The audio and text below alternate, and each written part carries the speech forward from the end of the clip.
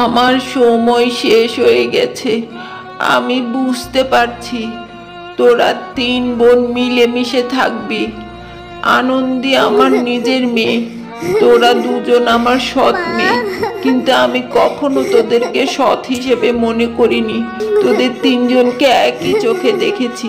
তোরা 3 জন মিলেমিশে থাকবি, এটাই আমার শেষ চাওয়া। তুমি আমাদের নিজের মায়ের মতোই বড় করেছো। আনন্দীকে আমরা নিজের বোন হিসাবেই জানি।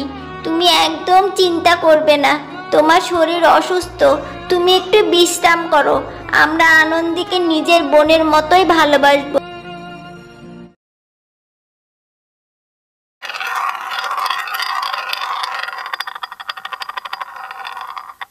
দিদি, দিদি গো, সেই সকাল থেকে তার টেনে টেনে কোমরটা ব্যথা হয়ে গেল। তোমরা কেউ এসো না গো, আমি আর পারছি না। সেই আমরা মনে হয় সকাল থেকে বসে আছি। না না, এখন আমি না হয় তোমাদের কাজটা করলাম, তোমরা কেউ তারটা বোনো না গো। পারলাম না রে, আমার খিদেও পেয়েছে গো দিদি।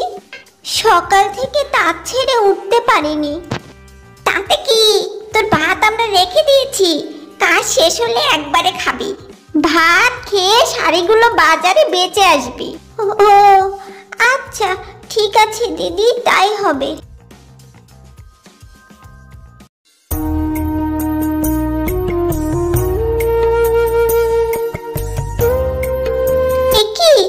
এই যে পান্তা, এ খেয়ে বাজারে যাব কেমন করে? সারাদিন কেমন করে থাকবো?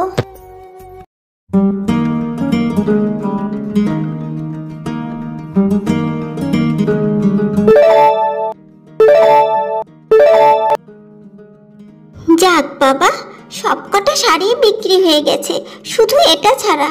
এটা পরের হাটে বিক্রি করে দেব। বাহ বাহ বাহ বাবা মেয়ে, কি সুন্দর তোর শাড়িটা।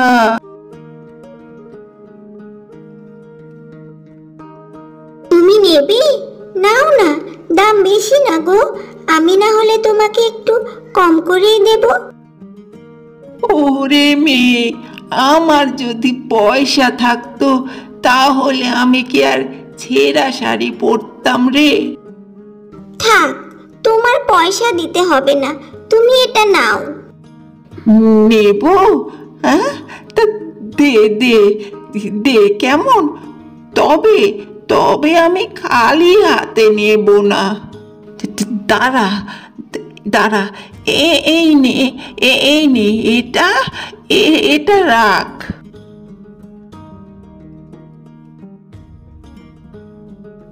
তোর মুখ দেখে মনে হচ্ছে তোর খাওয়া হয়নি। যা যা, বাড়ি যা, বাড়ি গিয়ে ফুলদানিকে বলবি খেতে দিতে, ও দেবে। খেতে দেবে? সত্যি? যা চাইবি তাই দেবে। এখন বাড়ি যা, সূর্য ডুবছে।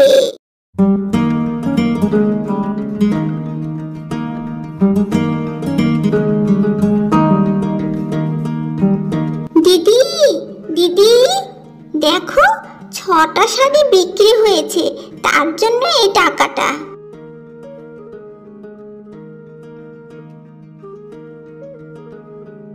6টা কেন? তোকে তো 7টা শাড়ি দিয়ে হাটে পাঠালাম, বাকি শাড়িটার পয়সা কই? না মানে ওই শাড়ির পয়সাটা হাটে উড়িয়ে দিয়ে এসেছি বুঝি। কি হলো বল, বল কি করেছিস, বল তাড়াতাড়ি। মানে একজন বুড়ি এসেছিল, তার ছেঁড়া শাড়ি। তার মানে দান করেছিস তাকে? ওরে আমার দয়ার শরীর রে। না না দিদি, উনি এমনি এমনি নেননি, তার পরিবর্তে আমাকে এই ফুলদানিটা দিয়েছেন।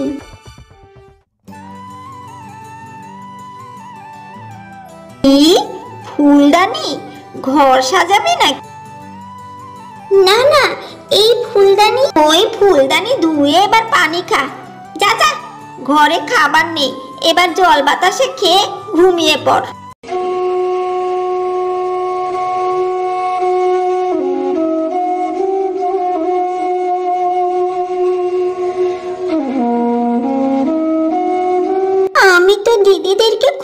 ভালোবাসি, কিন্তু দিদিরা, উফ, বড্ড খিদে পেয়েছে বাবা। ফুলদানিকে বলিস খেতে দিতে, ও খেতে দেবে।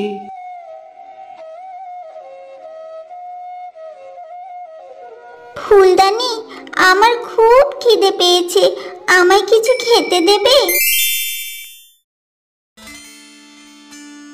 হ্যাঁ, বাহ, কত খাবার! ডাকি দিদিদেরকে।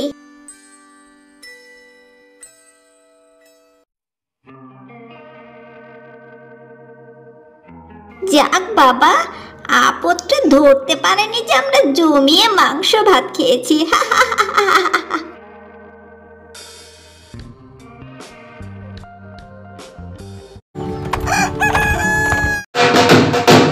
শুনুন শুনুন গ্রামবাসী, আজ সন্ধ্যায় রাজকন্যার বিয়ে উপলক্ষে ভোজের আয়োজনে সমস্ত গ্রামবাসী রাজা মশাই নিমন্ত্রণ জানিয়েছেন। শুনলে দিদি, নেমন্তন্ন রাজার বাড়ি থেকে। ও, কি যে মজা লাগছে। দিদি, খুব সেজে গুজে যাব আমরা। দিদি, আমিও যাব। এই তুই চলে গেলে বাড়ি সামলাবে কে? তাকে চালাবে? যত সব আবদার। চলো চলো দিদি, ঘরে চলো, তাড়াতাড়ি চলো, শাড়ি গয়না সব বার করতে হবে। চলো দেখি।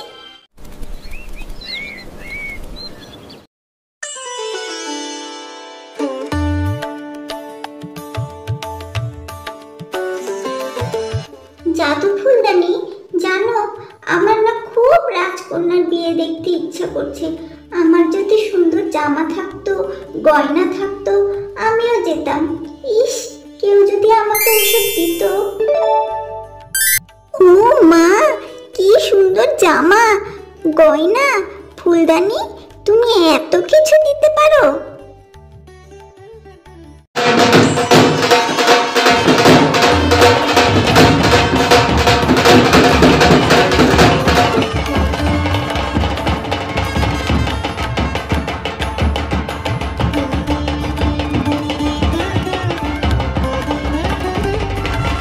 দেখ দেখ, মেয়েটা কি সুন্দর দেখতে।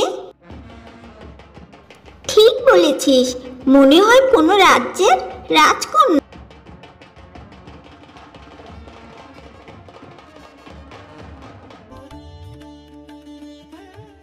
রাজামশাই সবাইকে ভোজনালয়ে যেতে অনুরোধ জানিয়েছেন।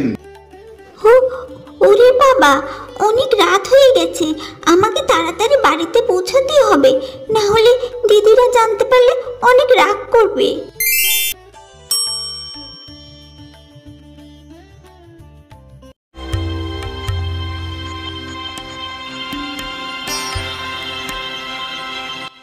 এই বাবা, আমার আরেকটা মল কোথায় ফেললাম? ফুলদানি, আমায় ক্ষমা করো, তোমার একটা মল আমি হারিয়ে ফেলেছি। আনন্দী, দিদিরা এসে গেছে, এই মলটা আমি লুকিয়ে রাখি, খুঁজে পেলে দুটোই একসাথে দিয়ে দেব। আনন্দী, যাই দিদি।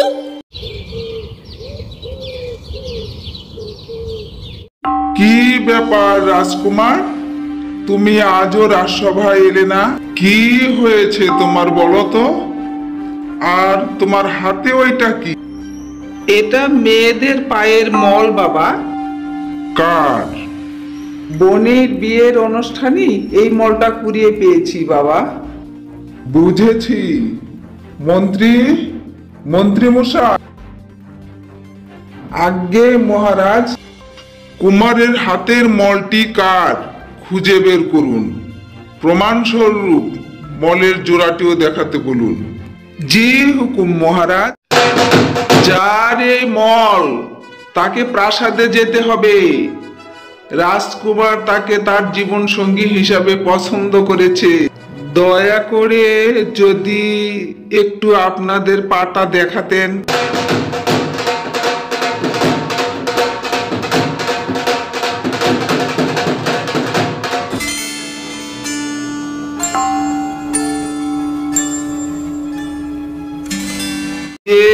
মানে না না, আপনাদের কারো পায়ে মাপে এটা হলো না।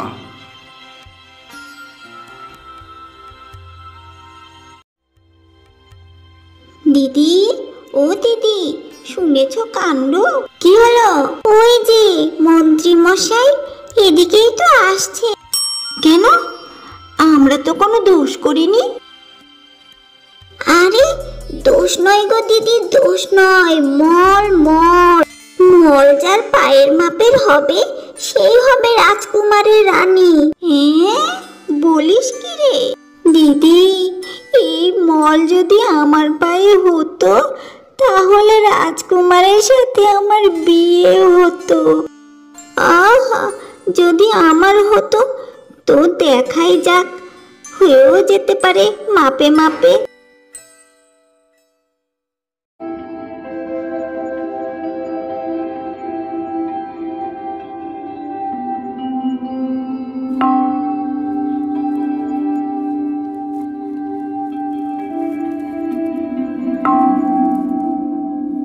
আর কেউ কি ঘরে আছে? না তো, না। ক্ষমা করবেন মন্ত্রী মশাই, মানে এই মলটা আমার। এই যে দেখুন আর একটা। দেখি দেখি, আরে এ মলটা তো একই রকম দেখতে।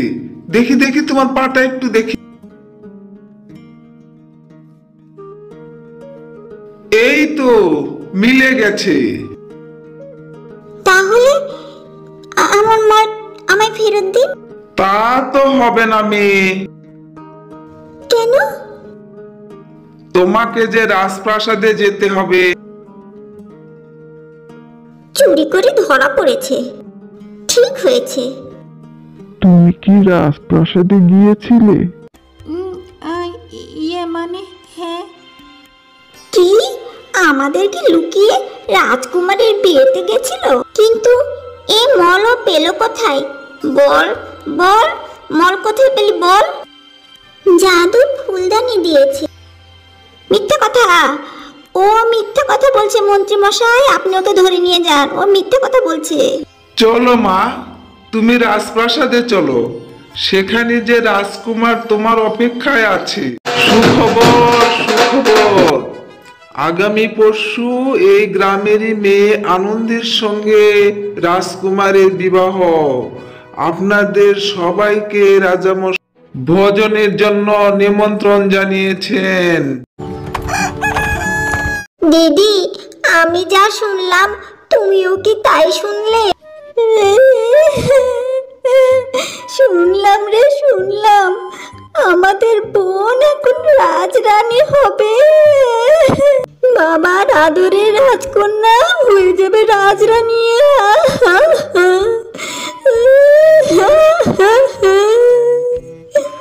হাই হাই, পোড়া কপালের ভাগ্যটা এত ভালো।